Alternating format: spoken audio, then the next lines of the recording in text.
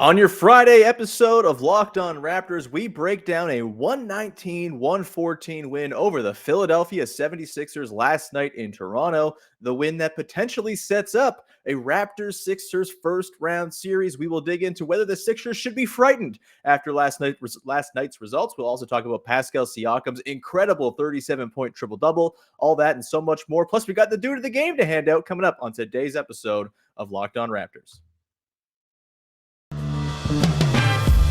You are Locked On Raptors, your daily Toronto Raptors podcast, part of the Locked On Podcast Network, your team every day.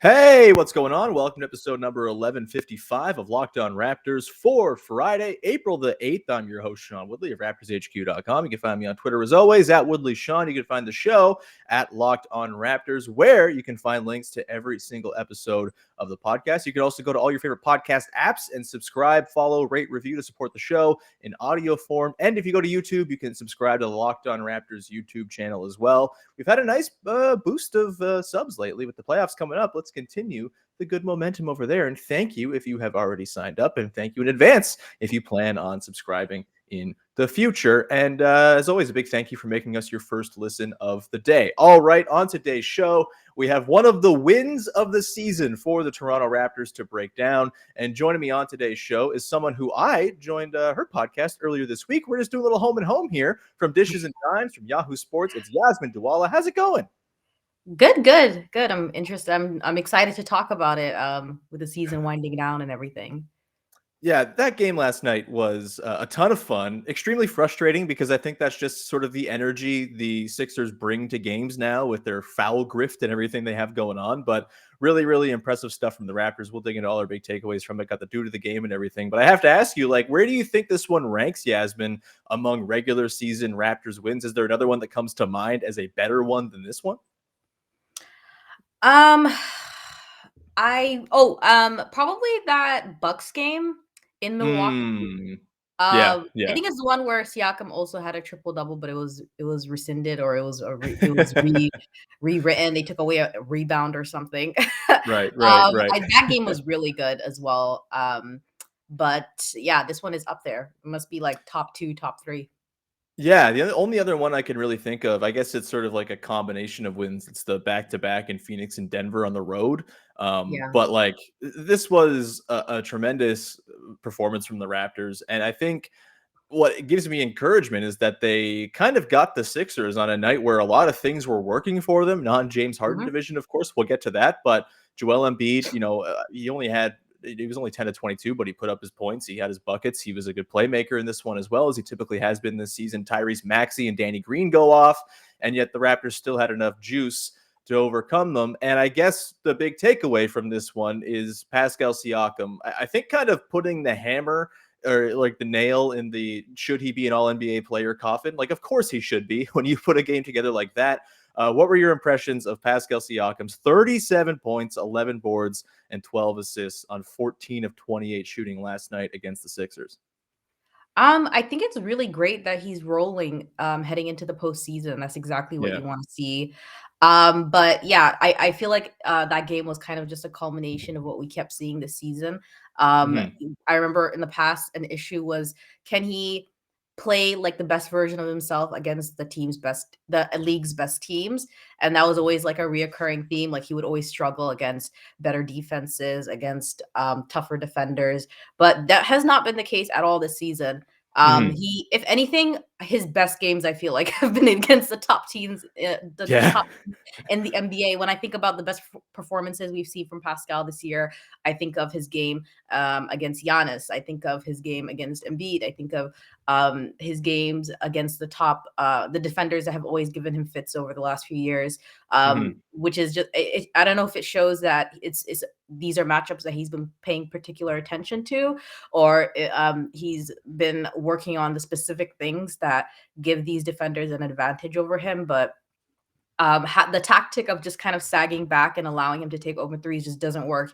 He's become too smart. He just knows what to do with the excess space. If anything, I feel like sagging back and trying to be smart with the scouting just presents him with an advantage. It gives him a lot of room to work with, it seems, because it just seems that every time they use these tactics that used to give him fits, it just kind of unlocks another dimension to his game during these particular matchups. It might be easier to just play him up front, up close nowadays. But yeah, he's been unreal. It wasn't even a case of it goes back to the discussion of ethical scoring for Pascal, which has been like the theme on NBA Twitter the last couple of days.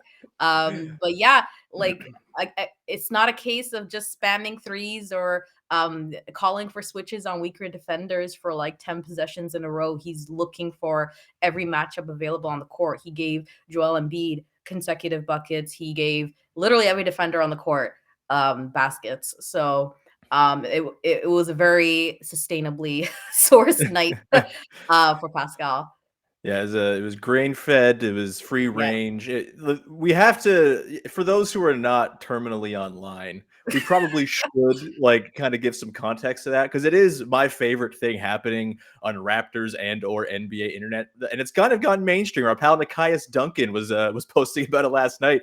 Essentially, our pal T at TMN_04_ on Twitter. Wonderful follow on Raptors internet. Great draft thoughts. Also, a lot of Wolves takes out there. But pointed out during the game against the Hawks on Tuesday that Siakam leads the league in ethical 30 balls. No grift, just good footwork and real basketball. And ethical 30 balls is going to be a thing that I think lives with us for the rest of time. It's fantastic. And yeah, very ethical game from Siakam last night. He got to the line quite a bit, but I think it was the result of some hard-earned free throws, not like those unethical free throws that James Harden and Joel Embiid get. Am I right?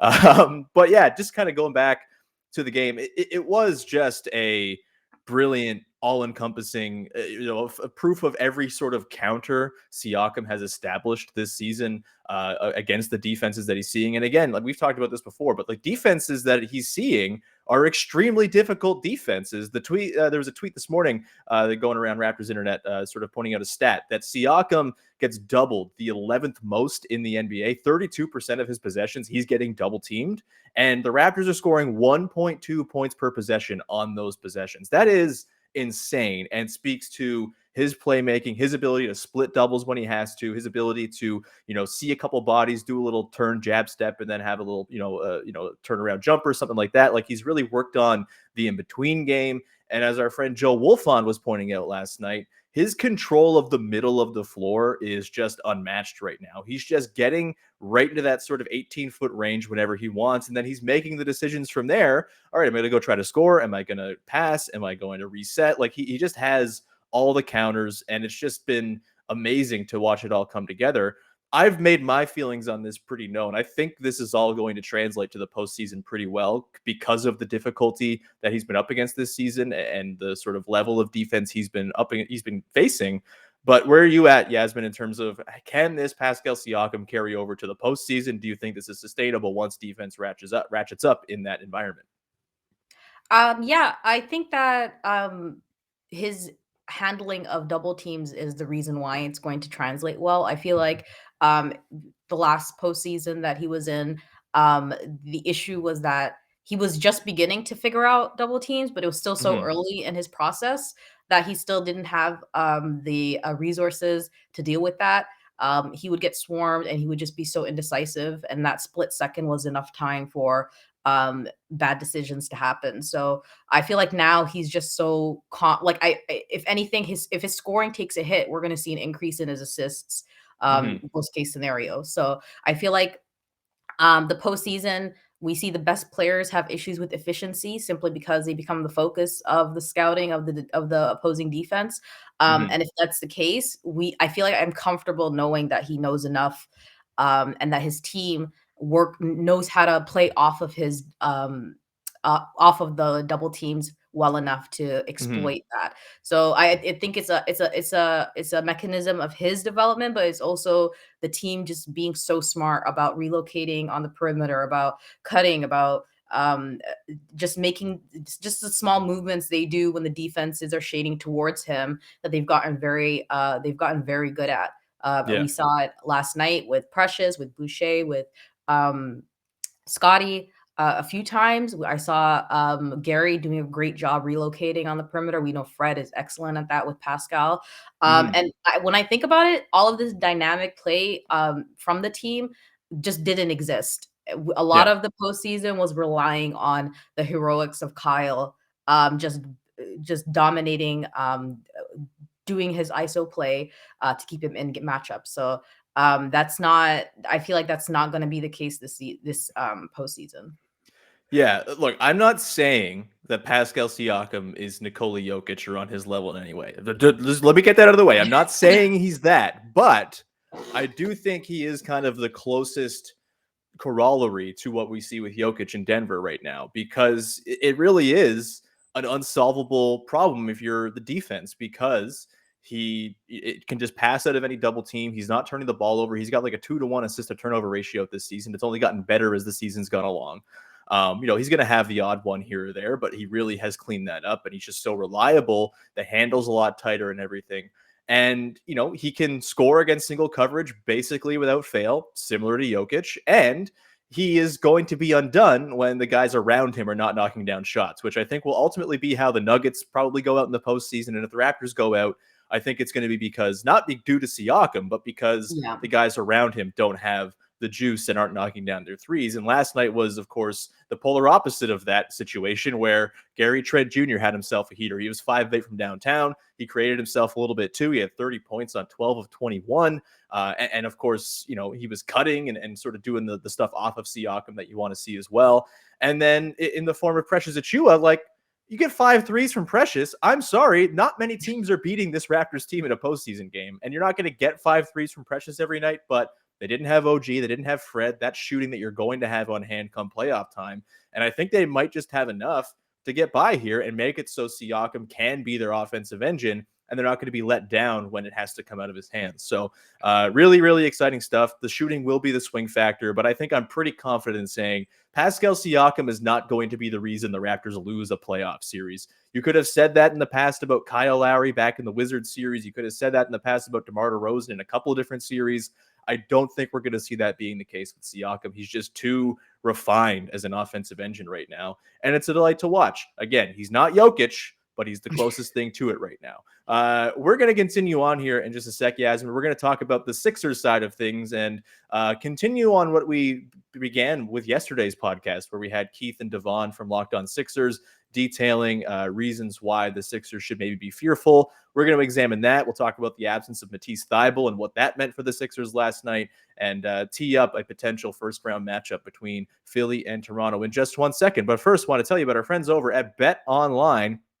BetOnline.net is your number one source for all your betting needs and sports info. Find all the latest sports developments, including this week's Masters Championship odds, podcasts, and reviews for all the different leagues this season. I won't lie, I don't really watch golf, but when Tiger Woods is going, I'm going to watch, and I may be putting some live money down on Tiger Woods winning the Masters because it's really fun to root for. That's my betting strategy. I'm betting on things I am excited to root for, but if you are someone who wants to be a little bit more methodical behind with the reasons behind your wagers, then BetOnline is the place for you. They've got podcasts, they've got reviews of all the different leagues this season, so you're never making a bet without being fully informed if you want to be that way, unless you're betting with your heart like me, which you can also do. BetOnline is your continued source for all your sports wagering info. You get live betting, esports, scores, and everything else. Head to the website today, use your mobile device, and learn more about the trends and the action. BetOnline is where the game starts. And we continue on here with your first list of the day with Yasmin Duale from, everywhere, Yasmin. Dishes and Dimes, Yahoo, basketball news. It's amazing. I'm very glad Yasmin's taking over the world. The Philadelphia 76ers may not be taking over the world anytime soon, Yasmin. Looked pretty underwhelming last night, despite having a really hot night from three, 19 of 36. You should win a game if you're the Philadelphia 76ers and you go 19 of 36 from downtown. But there was some holes in the, the exterior, the interior, the whole damn thing. It was Swiss cheese last night on the defensive side of the floor for the 76ers. Give Pascal a ton of credit for that. But of course, Matisse Thybulle was not available and seems like he won't be available for a potential playoff series with the Raptors due to the vaccine thing where he was ineligible to play last night. And there's not a lot of time here for him to go and get the 14 days between a shot and becoming fully vaxxed, if that is in fact all he's going to do with the one shot thing. We're not getting to get into vaccine minutia right now. Matisse Thybulle has put the team in a difficult spot. Danny Green played last night, got his ring. That was a lot of fun. But there were some serious issues with what the Sixers were throwing out last night. Yasmin, like, where are you at with your belief in this Sixers team as like a legitimate title contender? I know they've been kind of lumped into that heap of teams at the top of the conference all year. I feel very dubious. Even if the Raptors play them and lose in the first round, I don't really think the Sixers are long for this year's postseason beyond like the second round. And they very well could be prone to an upset at the hands of the Raptors if in fact they play. What were your impressions of them last night? You start wherever you want. It could be Harden. It could be the defense. It could be anything you want. How are you feeling about the Sixers right now? How should Sixers fans be feeling about the Sixers right now? Yeah, some Sixers fans noted that even after a few years, they still have the backup center issue, which What I is think going on? yeah, as soon as Joel Embiid sits down, like it just all falls apart. And I think that the difference from even the past team is that even when Joel is on the court, they were still not doing enough to break away from the Raptors Yeah. against their starters, or even with a couple of them missing.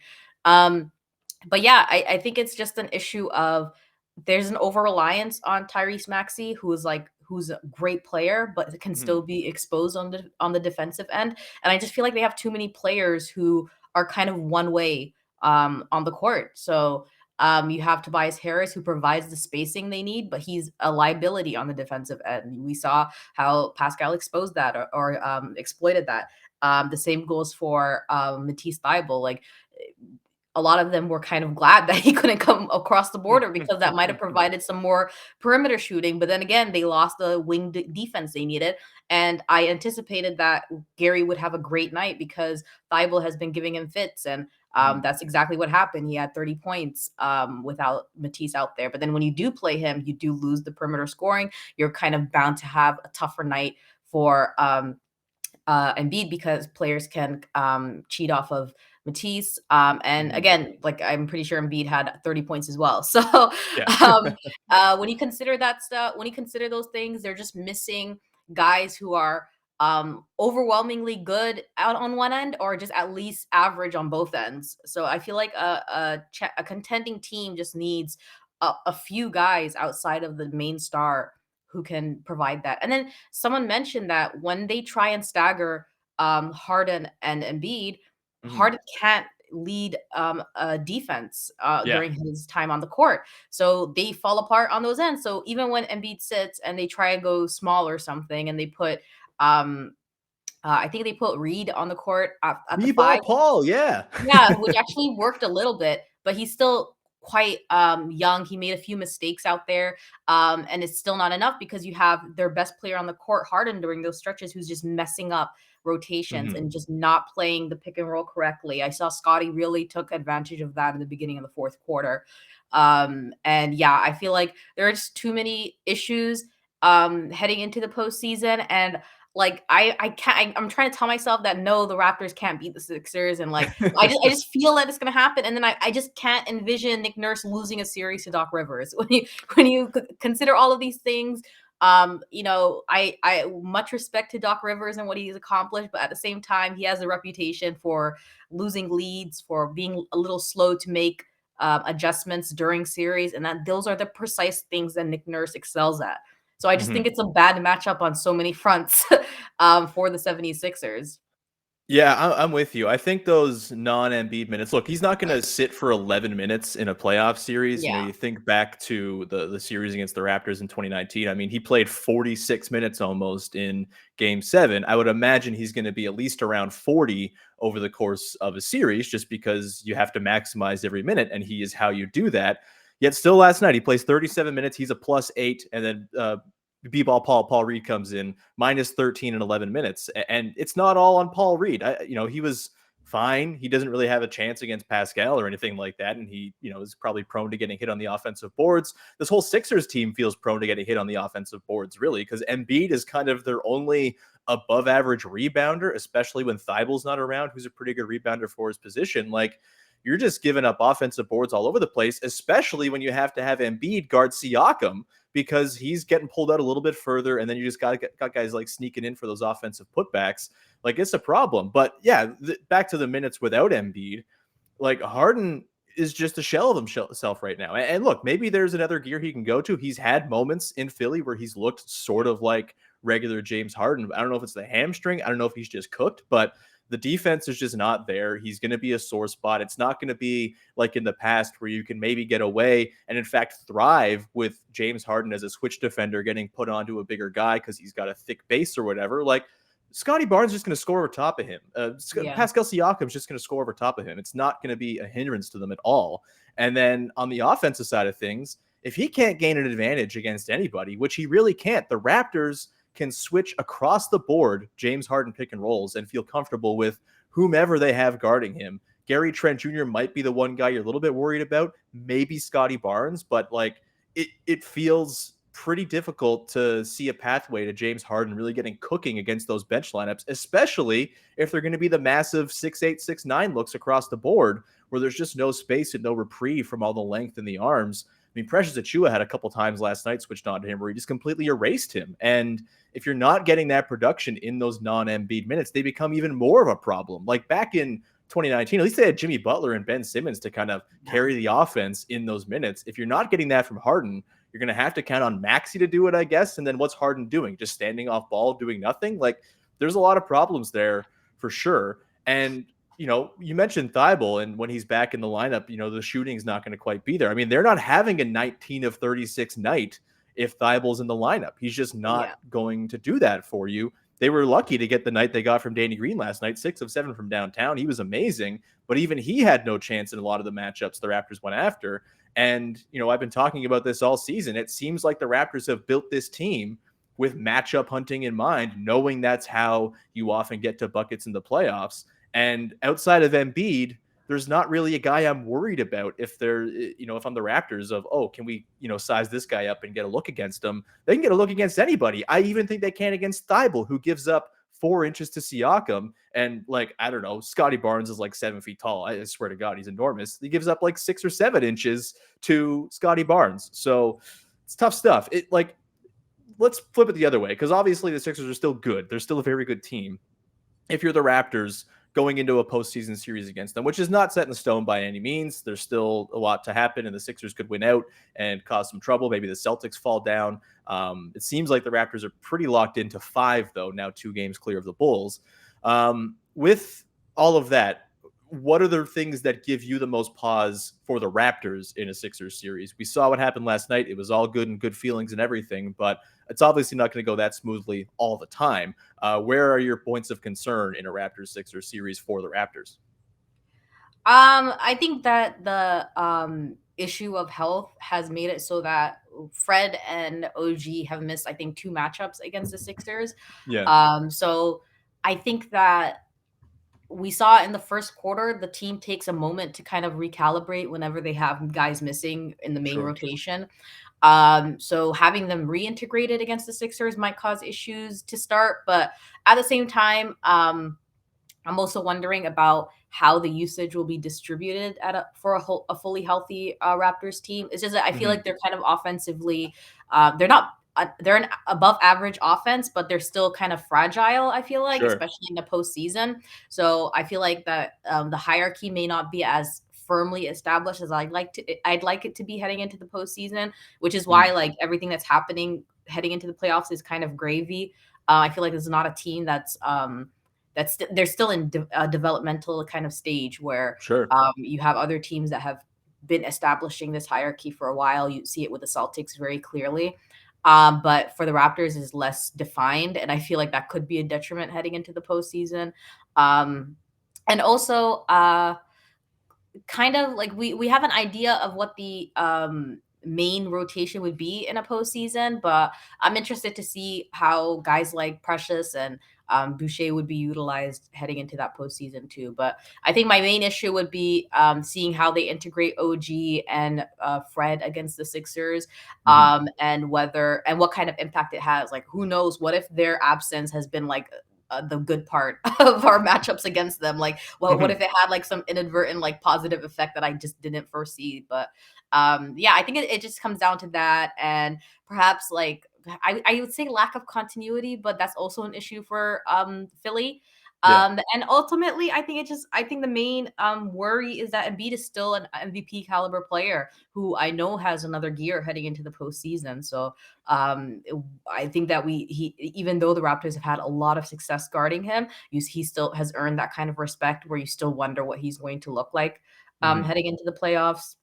And I think the last thing would be what it would look like if Doc Rivers took a page out of Brett Brown's book and put Embiid on Pascal for the duration of the series, and what it would Yeah. look like for prolonged minutes. I think it won't have the same effect at all because they had the defensive versatility um, uh, Ben Simmons would provide, kind of being in the back line of the defense, but they don't have Yeah. that anymore. But I'm still interested to see how that would turn out if he does employ that. Yeah, like I think to your point about reintegrating Fred and OG, like I think OG slots in pretty seamlessly and actually kind of gives you even more of another guy you can throw on for a couple possessions on Embiid as the first guy who's waiting for the double to come help. I think you can throw him on Harden and really erase him if that's something you're concerned about.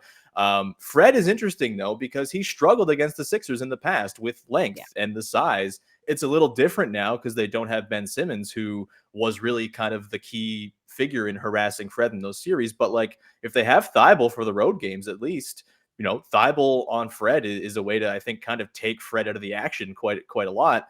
But I do feel pretty confident that they can just divert everything through Siakam and even Scotty Barnes, and then just use Fred's off-ball gravity to kind of help things out there. So I feel pretty all right about how the offense can work against this Sixers defense. Embiid is really the answer, though. Like he's going to play more minutes than he did in this game, and he's going to play make better than he did in this game. I attributed a good playmaking game to Embiid last night. He did not have a good playmaking game. He had 5 turnovers to 2 assists.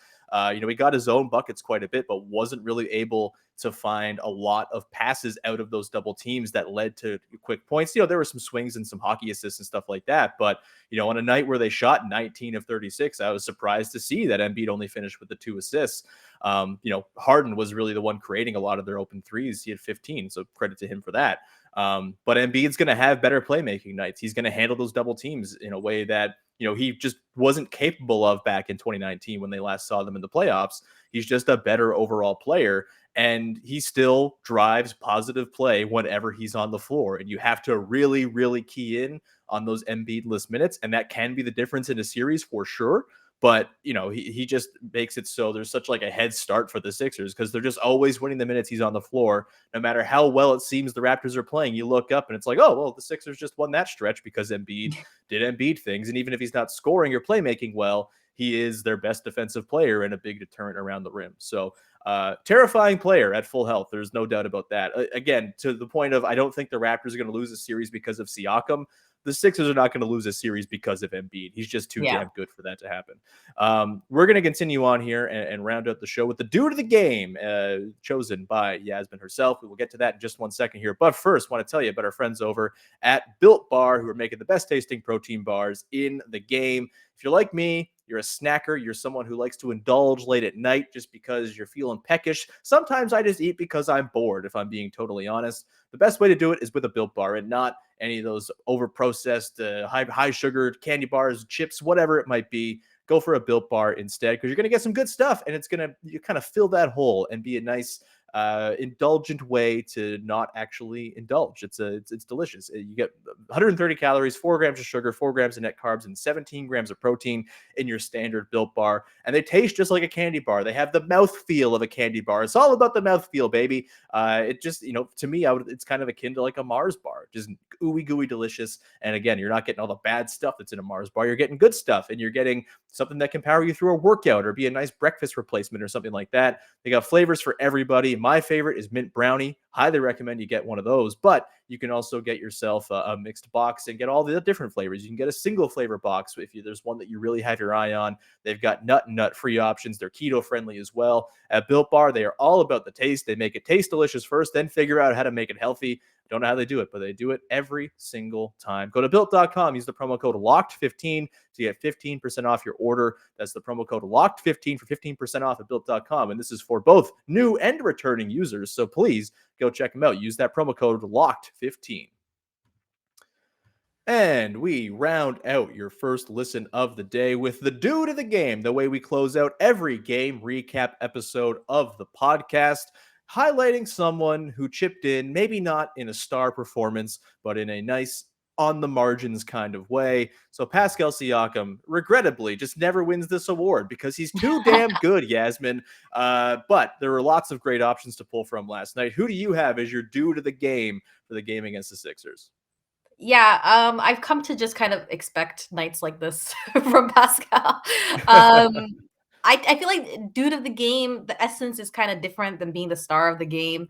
I feel like dude of the game is someone who is just kind of just has that unabashed confidence about themselves. And like when you're watching, you're like, he's a guy, he's that guy. And for me, that guy was Precious Achiuwa. So he's my dude of the game. 5 of 7 from 3, I believe, bringing his season percentage a little above 36%. So he's right about league average at this point. So for him to do that as a sophomore player who in his rookie season was not like did not have the green light to take threes is just phenomenal to me. And from I remember thinking coming out of All-Star break that, okay, he's just on a hot stretch. But when I really look at it, his form is great. He's getting to a point where he's like taking crazy shots now. His confidence, what's interesting about Precious is that his confidence has remained leveled. It's been at a plateau the entirety of the season, but his play has just kind of been going around. It's more volatile than his actual confidence level, and his confidence level is completely unaffected by his play, which I think is so special about him. Like I feel like that is so much harder to teach than actual skill set. He's just been the same guy as the beginning of the season in terms of his belief in himself. He's taking the exact same shots. They're just falling this time. So when we see crazy pull-up threes, I'm just thinking to myself, it's really cool to see his skill set kind of level up to where his confidence has always been. So he's the dude of the game to me. I'm really interested to see what he looks like going into the postseason. I feel like he's someone who's going to have some great moments, some moments that might even help them push them to victory in some cases. He's just that confident, and I feel like I'm interested to see how it transfers into the pressures of a postseason, because we see what he's like in the regular season. I'm interested to see whether the hostility of a road crowd is going to get to him in any way. Like I'm really excited to see that for Precious. Yeah, every time there's like a playoff preview, you get asked, like I'll be on the radio or something, and it'll be like, "Who's the X factor for the series, Sean?" Precious Achiuwa has like the hardest X factor energy I can recall in recent memory of Toronto Raptors players, because like when he is on, like he was last night, really, really difficult to beat the Raptors. When he's not, they badly miss that shot making, that extra spacing he offers. The extra just sort of off the bounce juice that he brings to bail them out when they need it. Like the good version of Precious Achiuwa makes this an absolute monster, a bear of a team. The bad version still comes with a very high defensive floor, which is really exciting. And, he's going to be on the floor, I think, a lot in the playoffs as a result. But when the offense is clicking, it's just a whole new animal. And, it might not be something where you can count on it this season, game in, game out. But if this is something that kind of continues into next season, this trend of the ability and the sort of the touch and refinement catching up to the overall confidence, watch the hell out, because he's going to be a really, really impressive and intriguing player next season. I have to ask you, Yasmin, I'm going to maybe ask you to do a little bit of voice acting right now.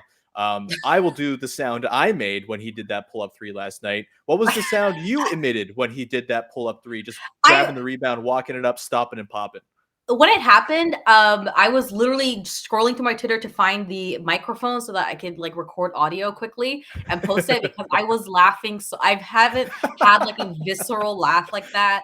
Like, you know, when you laugh and it's just, it feels, it like scratches something that you haven't Oh felt in a yeah. while. Like, I Mhm, haven't mhm. laughed that deep in a while. I literally had like tears coming out of my eyes. It was just so random and so uncalled for, and like there's just some comedic timing to it. There's some Yeah. plays that just have great comedic timing, and then seeing the audience go crazy and seeing Drake like just jump up, suddenly paying close attention to the game after that moment, like it Mhm. was perfect. It was perfect. And then like you had Fred's reaction. It was a very good moment. But yeah, I was just I was laughing. I Yeah, was mine literally trying was to find my microphone. mine was more like a stunned gasp. It was something along the lines of oh, he's got the rebound. It was it really hit me. The laugh I had, the stronger laugh was when Scotty Barnes late in the game leaked out and stared back into the eyes of the chase down block king, Danny Green himself, and then dunked to more or less put it away. The That guy was who as gave him his coat, brazen. his Yeah. championship coat. After he gave him his coat. Yeah, just I love Scotty Barnes. I love that he has no ties to recent Raptors history. He's just here this year. He's punking Lowry. He's screaming at Lowry after Fred scores on him one-on-one at the rim. He's No staring down baggage. the eyes of beloved Raptors players who just received rings. He is as brazen and badass a player. The striking the pose on the three as well. Really fun Scotty game overall. What a After a tough ridiculous night, character. Yeah, he had yeah, a pretty bad night up until that point. Like, he does not yeah. care. I want to see if he continues that energy when it matters most. Like, I still want to see that kind of attitude and that swagger. I feel like that's Hmm. important, especially with road games. And weirdly enough, I'm not too worried about road games for the Raptors. I feel like they've had a lot of practice Yeah. when it comes to road matchups. They just seem unfazed. Like, I haven't seen a Raptors team as unfazed by their road games as this current roster. I mean, just in general, they're an unfazed. They were down 17-2 last night, and we're just like, Yeah, all right, well, that's fine. Like they are no like I panic. made this Like, point last night too. It was such a frustrating game because you had like the foul grift, you had a couple of bad calls here and there. The Sixers are just a frustrating team in general to watch. I really, really detest everything about the Sixers, Yasmin. They've become the team I hate the most, and I love it. Sports hate rules, but like I would have just like gone into the corner and had a tantrum after some of the calls that were kind of happening in the middle of the game. After going down 17-2, I just would have been like, you know what, I'm done with this. This is stupid. I quit. I would have first quarter. rage quit the game. But the Raptors never rage quit. They believe firmly against the whole concept of rage quitting, which makes them better people than I am. But man, they are going to take a punch in the mouth and punch you right back. It is a lot of fun. It's not unlike Pascal Siakam just punching in all of the right spots when you try to defend him. He's just, oh, you're going to come for the head. Oh, I'm just going to get you in the stomach then. Oh, you're going to throw the jab. I'm going to hit you with the uppercut. Like he's amazing, embodies the Raptors very much. And this Raptors team absolutely kicks ass. We were going to do an episode next week, I think, where we kind of review this season and put it in context of regular seasons. But for me, like it's past 2013-14 in terms of overall joy. It's, getting up there with 2019-20, honestly. Like it's been that fun a regular season Yeah, to watch I this would all say the kind of come same. together. Yasmin, thank you so much for hanging out. This was a lot of fun. Really appreciate you jumping on and talking about this game with me. A ton of fun. Where can people check out your work and anything in particular you'd like to plug right now? Yeah, so I'm gonna plug Dishes and Dimes. I can't wait to have some episodes heading into the postseason. There was no Raptors playoff basketball last year, so it'll be Yeah. the first postseason I'm gonna cover, and I can't wait to go to the playoff games. I have never been to playoff games, so Ooh, it's fun, that, Yas. that It's a aren't good in time. Jurassic Park. So being in the building is gonna be great. So I guess watch out for postseason coverage for Yahoo Sports Canada and episodes on Dishes and Dimes and some work for Complex as well. So yeah, Amazing. we're finally getting playoff basketball for this team. Yeah, it's going to be a ton of fun. So that does it for this week of episodes. Next week, we will have a full preview of whatever the series is the Raptors are playing. We'll have Vivek Jacob on, of course. We're going to talk through whatever matchup it is. We're also going to do a crossover episode Monday or Tuesday, probably Tuesday, with the host of the Locked On Show covering whichever team the Raptors play. That'll be great as well. It'll be a full week of teeing things up and getting ready for the playoffs. So thank you for hanging out. Thank you for supporting the show, subscribing, rating, reviewing, all that good stuff. Go to YouTube, hit the big red subscribe button, and go over there and support the show that way to see it on video every day. And with that, we will leave you. Thank you for making us your first listen of the day. Go make your second listen of the day. Locked at NBA. Lots of Raptors propaganda sure to be on there. I know our pal Nick Angstadt, who usually does the Thursday night episode, will have plenty of Raptors propaganda because I was texting it to him during the game last night.